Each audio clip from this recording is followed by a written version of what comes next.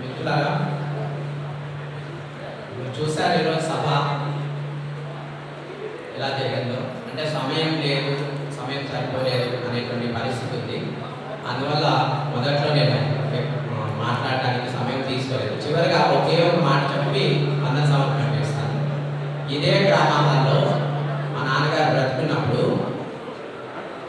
రాయలసీమ సాగునీటి సాధన సమితి వాళ్ళు ఒక సభ నిర్వహించారు. ఆ సభలో మా నాన్నగారు రైతుల ఆత్మహత్యల గురించి రాసిన 2 పద్యాలు ఒక ప్రజా గాయకుడు పాడాడు. చాలా అద్భుతంగా పాడాడు. ఆ పద్యాలు విని వాస్తవానికి గ్రామాలంతా నిండిపోయి ఉంది ఆ రోజు. ఆడియన్స్ అంటే పిన్ డ్రాప్ సైలెంట్ అనమాట. పిన్ డ్రాప్ సైలెంట్గా పద్యాలు విని అందరూ వన్స్ మోర్ అని అరవడం నేను చూశాను. నేను దానికి ప్రత్యక్ష సాక్షి. అయితే ఏమిటంటే మళ్ళీ అతను పాడాడు. మళ్ళీ రెండోసారి వినేటప్పుడు గూస్ బంప్స్ అంటే రోమాలు ఇంకొంచుకోవడం, రైతుల ఆత్మహత్య గురించి. ఓకే, వ్యవసాయమే జూదం అయిపోయింది, రైతు ఎట్లా ఆత్మహత్యకు పాల్పడుతున్న ప్రస్తుత పరిస్థితులు, అవి చాలా అద్భుతమైనటువంటి పద్యాలు. ఇది నేను దాని ప్రత్యక్ష సాక్షిని. కానీ బాధాకరమైన విషయం ఏంటంటే ఆ పద్యాలు రాసింది మా నాన్నగారు అనేటువంటిది మాత్రం చెప్పడం లేదు వేదిక మీద. అదే ప్రజా గాయకుడు వెనుకొండలో మా నాన్నగారి కవి సమ్మేళనం నిర్వహిస్తే నేను కూడా ఆ కవి సమ్మేళనంలో ఉన్నాను. అదే పద్యాన్ని అక్కడ కూడా ఆలపించాడు. అక్కడ కూడా అటువంటి స్పందన వచ్చింది. అంటే నేను ఈ సందర్భంగా ఎందుకు చెప్తున్నాను అంటే సామాజిక సమస్యల మీద అద్భుతమైనటువంటి పద్యాలు, వచన కవితలు మా నాన్నగారు రాశారు. అయితే చాలా మంది సాహిత్యవేత్తలు వాటిని చదవటం లేదు, ముఖ్యంగా ఆధునికులు అనేటువంటి వాళ్ళు చదవటం లేదు. కానీ మా నాన్న పద్యాన్ని ఒక ప్రజా గాయకుడు చెప్పుకునే వ్యక్తి పాడినప్పుడు చాలా అద్భుతంగా పాడారని చెప్పి అతనే రాసినాడు అన్నట్టుగా అతన్ని ప్రశంసించడం అనేది నేను చూశాను. పెనుగొండలో మా నాన్న నిలదీశాడు, ఈ పద్యం నువ్వు రాసావా అని చెప్పి ఆ గాయకుని అడిగితే అతను నోట్లో నీళ్లు నమ్మలాడు. సో ఆ పద్యం రాసింది మా నాన్నగారు. మా నాన్నగారి ముందే ఒక ప్రజా గాయకుడు వచ్చి ఈ పద్యం తాను రాసినట్టుగా పాడాడు. అతనుకున్న మంచి గొంతుతో శ్రావ్యంగా, నృత్యంగా అద్భుతంగా పాడాడు. కానీ పద్యం ఎవరు రాశారని చెప్పాలి. అది నైతిక బాధ్యత అన్నమాట. అంటే మా నాన్నగారి సాహిత్యాన్ని చౌర్యం చేస్తున్నారు, ఏదో చౌర్యం అంటారే, చౌర్యం చేస్తున్నారు. కానీ మా నాన్నగారి పేరు మాత్రం చెప్పరు. అటువంటి పరిస్థితి ఉంది. అది మా నాన్నగారు స్వయంగా అనుభవించారు. ఈ సభా వేదిక నుంచి నేను చెబుతున్నాను, కేవలం మన సామాజిక సమస్యల గురించి వాస్తవానికి అవగాహన అవకాశం ఉండదు అన్నట్టుగా మా నాన్నగారు మిత్రులు ప్రస్తావించారు. కానీ మా నాన్నగారు రచనలు నేను మొత్తం ఆమూలాగ్గా తిరిగేస్తున్నాను. అవగాహన ఏం చేశారు, అన్నింటినీ రికార్డ్ చేశారు, అన్ని పుస్తకాలు తీసుకొచ్చారు. చాలా ఎన్నో సమస్యల మీద, దళితుల గురించి, అంబేద్కర్ గురించి, సమాజంలో ఉండేటువంటి సాంఘిక వివక్ష గురించి, సంత్ రవిదాస్ గురించి, బాబు జగజ్జీవన్ రామ్ గురించి, ఓకే ఇలా చెప్పుకుంటూ పోతే జాషువా గురించి, ఇంకా చెప్పాల్సి వస్తే అరుంధతి గురించి, ఎంతో మంది గురించి ఎన్నో రచనలు, ఎన్నో పద్యాలు, వచన కవితలు, బసవేశ్వరుడి గురించి, దళిత వైతాళికులని ఈరోజు ఎవరైతే అనుకుంటున్నారో వారందరి మీద వచన కవితలు, పద్యాలు, వ్యాసాలు, పుస్తకాలు తీసుకొని వచ్చారు. అయితే ఏమంటే రచనలు చదవాలి, చదివితే తెలుస్తుంది ఏంటి నా ఆంతర్యం. సో మా నాన్నగారు చదివినప్పుడు చాలా మంది వచ్చారు. వచ్చి అందరు ఆశావాది అమర్నాథ్ అని, ఆశావాది గారి ఆశయాలు కొనసాగిస్తామని చెప్పి నినాదాలు చేశారు. నేను చాలా ఆశ్చర్యపోయాను. తర్వాత చాలా బాధపడుతున్నాను. ఏమిటంటే ఆశావాది గారి ఆశయాలు కొనసాగించాలంటే ఎలా కొనసాగిస్తారు? ఆయన రచనలు చదవకుండా, ఆయన సాహిత్యాన్ని ప్రజల్లోకి తీసుకొని పోకుండా ఓకే మీరు ఏ విధంగా ఆశయాలు కొనసాగిస్తారు అనేది ఒక్కసారి ప్రశ్నించుకోవాలని చెప్పి నేను ఈ సభాముఖంగా తెలియజేస్తూ సమయం అయిపోయింది. చివరిగా వందన సమర్పణ. సో ఈ వాస్తవానికి కార్యక్రమం ఈరోజు ఈ రకంగా జరగడానికి కర్త, కర్మ, క్రియ అన్నీ కూడా మా అక్క, మా సోదరి శిరీష హైదరాబాద్ కేంద్రీయ విద్యాలయంలో పనిచేస్తుంది. సో మా పాత్ర ఏం లేదంటే ఉంది, కానీ ముందుగా దీన్ని తలుచుకొని ఈ విధంగా చేద్దాం, అనంతపురంలో చేద్దాం, ఈ స్థాయిలో చేద్దాం.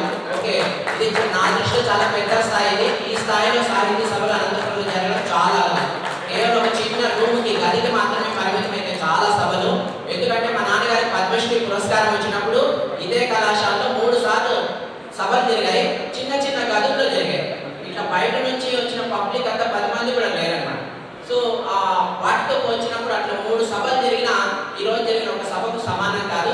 ఆ క్రెడిట్ అంతా మా అక్కకు వెళ్తుంది. ఓకే, మాకు వాస్తవానికి ఏమంటే మేము చక్కగా మాట్లాడతాం, అవకాశం ఇస్తే చక్కగా మాట్లాడతాం నేను మా తమ్ముడు. కానీ అవకాశం చాలా అరుదుగా వస్తుంది.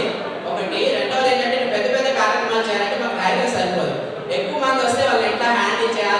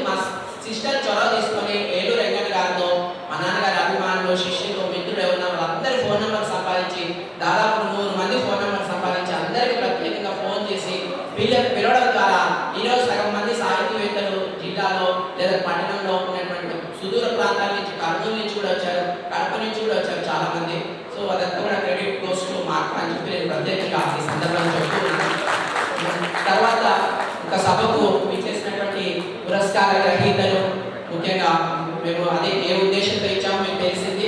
వారు చేసిన సామాజిక సేవ కావచ్చు, సాహితీ సేవ కావచ్చు, అన్ని వాళ్ళు ప్రతిస్పందన చెప్పారు. సో మహాజన సోషలిస్ట్ పార్టీ జాతీయ అధికార ప్రతినిధి డాక్టర్ వైకే విశ్వనాథ్ మాదిగ గారికి ప్రత్యేకంగా ధన్యవాదాలు తెలియజేస్తున్నాము ఆశావాద సాహిత్య కుటుంబం తరఫున. అలాగే అన్నపురాజు ప్రభాకర్ రావు గారు, వారి కూడా పద్యబంధ కవి హైదరాబాద్ నుంచి విచ్చేశారు, వారికి కూడా ప్రత్యేక ధన్యవాదాలు తెలియజేస్తున్నాం. అలాగే శ్రీమాన్ నల్లా చక్రవర్తుల సాహిబ్, ఈ అబ్బాయి గురించి ఒక మాట, చిన్న సంఘటన చెప్పాలి. మా నాన్నగారు బ్రతుకున్నప్పుడు ఒకసారి చెప్పారు, ఈ అబ్బాయి ప్రస్తావన తీసుకొచ్చాడు. కారణం ఏంటంటే మా అబ్బాయి పేరు కూడా సాహిత్యే, తన్మయ సాహిత్ నా అబ్బాయి పేరు, ఈ అబ్బాయి పేరు Chakravartula Sahith. Okay, first point. రెండో పాయింట్ ఏంటంటే ఇలా సాహిత్ అని హైదరాబాద్లో పద్యాలు చక్కగా రాస్తాడు. సో చక్కగా రాస్తాడు, చక్కగా పాడతాడు కూడా. ఆ అబ్బాయి గురించి ఈటీవీలో ప్రోగ్రామ్ రికార్డ్ అయింది, అది ఒకసారి చూపించి నేను చూడాలని చెప్పి మా నాన్న అన్నారు. అంటే నేను టీవీలో చూపించాను అబ్బాయి ప్రోగ్రామ్, నేను మా నాన్నకి చూపించాను. చూసి చాలా సంతోషపడ్డాడు. సో యువ ప్రోగ్రామ్, యువ అని ప్రోగ్రామ్ వస్తుంది ఈటీవీలో ప్రత్యేకంగా. సో అది గుర్తుకొస్తుంది, అబ్బాయిని ఎప్పుడు చూసినా నాకు ఆ విషయం గుర్తుకొస్తుంది. సో మా నాన్న ఈరోజు ఇచ్చేసినటువంటి అబ్బాయి సాఫ్ట్వేర్ ఇంజనీర్, తెలుసా ఐఐటి ఖరగ్పూర్లో చదివారు, ఎంటెక్ చదివారు, ప్రజెంట్ సాఫ్ట్వేర్ ఇంజనీర్. సో ఆ రంగానికి సాహిత్యానికి రెండింటికి అద్భుతమైనటువంటి మేధవియుక్త సాహిత్యం చెప్పుకోవాలి ప్రత్యేకంగా. తర్వాత ఆమ్దాల మురళి గారు, మా నాన్నగారి శిష్యులు ఎంతో మంది తయారు చేశారు. అందులో ఆనిముత్యం ఆమ్దాల మురళి గారు అవధాని. ప్రస్తుత అవధాన రంగంలో ఆమ్దాల మురళి గారి పేరు పదే పదే ప్రతిధ్వనిస్తూ ఉంటుంది. వారు ఎంతో మంది అవధానాలు తయారు చేస్తున్నారు. మా నాన్నగారి వారసత్వాన్ని అందిపుచ్చుకొని వారికి కూడా ధన్యవాదాలు తెలియజేస్తున్నాం. ఇంకా కడప నుంచి విచ్చేసారు గాయకులు గాదె వెంకట సుబ్బయ్య గారు, అద్భుతమైన గాత్రంతో ఈరోజు మా నాన్నగారి పద్యాలు పాడి వినిపించారు. తర్వాత శిల్పి చిత్రకారుడు గొల్లపల్లి జయన్న గారు, లలిత కళాభిరామపించం సంస్థ వ్యవస్థాపకులు, వారు మా నాన్నగారి ఆత్మీయ శిష్యులు, వారికి కూడా ధన్యవాదాలు తెలియజేస్తున్నాం. అలాగే మా సాహితీ కుటుంబం తరఫున చాలా మంది, చిట్టోటి విజయ్ కుమార్ గారు ఇచ్చేసారు, వారు కూడా మా నాన్నగారి ఆత్మీయ సన్నిహితులు. వారి వాస్తవానికి సమయం లేదు, వ్యక్తిగా చక్కగా ప్రసంగించేవారు. ఇంకా మా చిన్నాన్న గారు వచ్చారు, మా నాన్నగారి సోదరులు ఆశావతి జగజ్జీవన్ గారు, హ్యాండ్లూమ్స్ అండ్ టెక్స్టైల్ డిపార్ట్మెంట్లో రిటైర్ అయ్యారు. ఇందాక శాంతినారాయణ గారు స్పీచ్లో పదే పదే ప్రస్తావించారు, మా చిన్నాన్న గారు అక్కడ ఉన్నారు లాస్ట్లో. తర్వాత ఉన్నారు మా చివరి చిన్నాన్న తిరుపతిరావు, ఆశావతి తిరుపతిరావు, ఎలక్ట్రిసిటీ డిపార్ట్మెంట్లో పనిచేసి రిటైర్ అయ్యారు లైన్ ఇన్స్పెక్టర్గా. వారందరికీ కూడా, ఇంకా మా సోదరుడు, మా సోదరి, మా చెల్లెలు.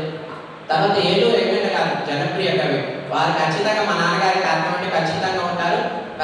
ఖచ్చితంగా ఆనాటి విషయాలన్నింటినీ కూడా సభాముఖంగా పంచుకుంటూ ఉంటారు, ఆత్మీయ మిత్రులు మా నాన్నగారికి. సో వారికి కూడా ప్రత్యేక ధన్యవాదాలు. సో ఇంకా ఎవరినైనా మర్చిపోయి అన్నిగా భావించకండి సార్. తెలుసు తెలుసు తెలుసు సార్. వేదిక మీద ఉన్న వాళ్ళ పేర్లని ప్రస్తావించారు. వేదిక ముందు కూడా చాలా మంది సాహిత్యవేత్తలు వచ్చి కాసేపు ఉండి వెళ్ళారు, కొంతమంది చివరి దాకా ఉన్నారు. వెనుకొండ నుంచి వచ్చారు రామబ్రహ్మం, బెంగళూరు నుంచి విచ్చేశారు వెనుకొండ రామబ్రహ్మం గారు, వారు మా నాన్నగారి శిష్యులు, వారికి కూడా ప్రత్యేక ధన్యవాదాలు. Sir principal present working DN Satyanarayana garu, మా కొలీగ్. సో ఆ సార్కి ప్రత్యేక ధన్యవాదాలు. ఇంకా చాలామంది, విద్వాన్ దస్తగిరి గారు, రంగనాయకుడు అడ్వకేట్ గారు, ఓకే శివ మాజీ దండోరా, చాలామంది నాకు పరిచయం ప్రత్యక్షంగా. ఇంతకుముందు అడవాల శేషగిరి రాయుడు గారు వచ్చారు, డిఎంఐడిహెచ్ఓ ఆఫీస్ నుంచి మా బంధువు, ఓకే గంగాధర్ గారు, ఓకే మరియు జిల్లా రచన సంఘం నుంచి విచ్చేశారు గౌరవాధ్యక్షుడు జెన్నే ఆనంద్ గారు. ఓకే ఇలా చెప్పుకుంటూ పోతే చాలా మంది. మా నాన్నగారి క్లాస్మేట్స్ వచ్చారు, సీనియర్స్ వచ్చారు, రత్నాకరం బాలరాజు గారు మా నాన్నగారితో పాటు కలిసి పనిచేశారు, వారు ఇచ్చేశారు. అలాగే గంగాధర్ గారు, వారు కూడా మా నాన్నగారి శిష్యులు, హిందూపురం నుంచి ఇచ్చేశారు. వారి రచనలు మా నాన్నగారు ముందు మాట రాశారు. వారి పక్కన మా నాన్నగారి సీనియర్ గారు అబ్దుల్ ఘనీ అనుకుంటారు వారి పేరు, వారికి కూడా ధన్యవాదాలు తెలియజేస్తున్నాం ప్రత్యేకంగా. సో ఇంకా ఎవరైనా మర్చిపోయింటే అనేక భావించకండి. ఓకే అప్పిరెడ్డి హరినాథ్ రెడ్డి గారు వచ్చారు, కేంద్ర సాహిత్య అకాడమీ యువ పురస్కార గ్రహీత, వారికి. ఓకే నానీల నాగేంద్ర ఎస్పీ యూనివర్సిటీ ఇచ్చేశారు, వారికి. తర్వాత జూనియర్ కళాశాల ప్రిన్సిపల్ ప్రశాంత్ మేడం గారికి. ఇంకా అలాగే మా కళాశాల వాళ్ళు ఇక్కడ గ్రామాల్లో ఈ కార్యక్రమం నిర్వహించుకోవడానికి మాకు అవకాశం ఇచ్చారు, వారికి కూడా ప్రత్యేక ధన్యవాదాలు తెలియజేస్తున్నాం. సవప్ప గారు మా నాన్నగారి శిష్యులు, నాగప్ప గారి సుందరాజు మేనమామ, పత్తికొండ నుంచి చేశారు, వారికి. విద్యార్థులు చాలామంది ఈ కార్యక్రమాన్ని ఈ రూపం తీసుకోవడానికి సహాయ సహకారాలు అందించారు. వారికి కూడా ధన్యవాదాలు తెలియజేస్తున్నాం. తర్వాత కళాశాల ప్రిన్సిపాల్ గారు కూడా ప్రత్యేకంగా ధన్యవాదాలు తెలియజేస్తున్నాం. ఇంకా అలాగే లాస్ట్ బట్ నాట్ లీస్ట్ ఈరోజు ఈ కార్యక్రమం మొత్తం వీడియో రికార్డింగ్ చేస్తున్నారు మిత్రుడు దాదు గారు. D3 న్యూస్ ఛానల్ నిర్వహిస్తున్నారు. వారికి చాలా సామాజిక సందర్భంలో ఎన్నో కార్యక్రమాలు చాలా అద్భుతంగా వాళ్ళ ఛానల్ కవర్ చేస్తుంటారు. వారికి అలాగే కెమెరామెన్ బాలు గారు, మా నాన్నగారు ఏ కార్యక్రమం చేసినా అనంతపురంలో ఖచ్చితంగా ఫోటోగ్రాఫర్ ఎవరంటే బాలు నేను. అప్పుడు ఎన్నో ఏళ్ళ నుంచి అనుబంధం ఉంది. వారికి ఇలా అందరికీ పేరు పేరున ప్రత్యేక ధన్యవాదాలు తెలియజేసుకుంటున్నాం. మీడియా ప్రతినిధులు కూడా వచ్చారు. కొద్దిమంది పేర్లు నాకు తెలియదు కానీ మీడియా ప్రతినిధులు వచ్చారు. వారికి కూడా ప్రత్యేకంగా ధన్యవాదాలు తెలియజేసుకుంటున్నాం. సో అందరూ కూడా ఖచ్చితంగా భోజనాలు చేసి వెళ్ళండి దయచేసి. సో భవిష్యత్తులో మేము ఏ కార్యక్రమం చేసినా మీ అభిమానం ఇదే విధంగా మీరు చాటుకుంటారు చూపుతారని చెప్పి భావిస్తూ ఈ కార్యక్రమాన్ని ఇక్కడితో ముగిస్తున్నాం. Thank you.